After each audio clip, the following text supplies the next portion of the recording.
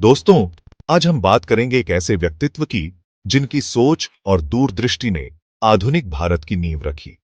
वो थे पंडित जवाहरलाल नेहरू। 14 नवंबर 1889 को इलाहाबाद में जन्मे नेहरू एक समृद्ध और शिक्षित परिवार से थे। उनके पिता मोतीलाल नेहरू एक प्रसिद्ध वकील और स्वतंत्रता संग्राम सेनानी थे। नेहरू ने अपनी शिक्षा इंग्लैंड के हैरो और कैम्ब्रिज विश्वविद्यालय में प्राप्त की।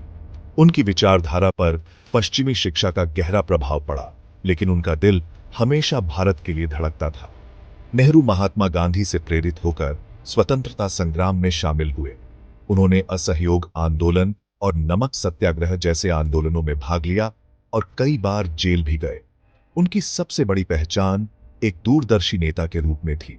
उनका मानना था कि स्वतंत्रता सिर्फ राजनीतिक नहीं होनी चाहिए, बल्कि आर्थिक और सामाजिक क्षेत्रों में भी समानता होनी चाहिए।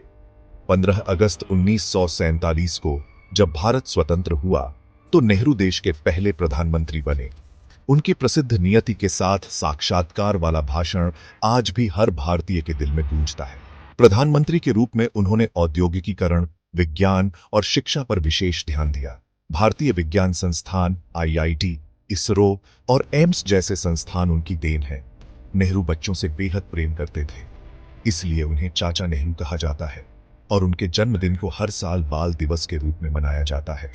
उनकी किताब डिस्कवरी ऑफ इंडिया भारत के इतिहास और संस्कृति को समझने की एक अमूल्य कृति है।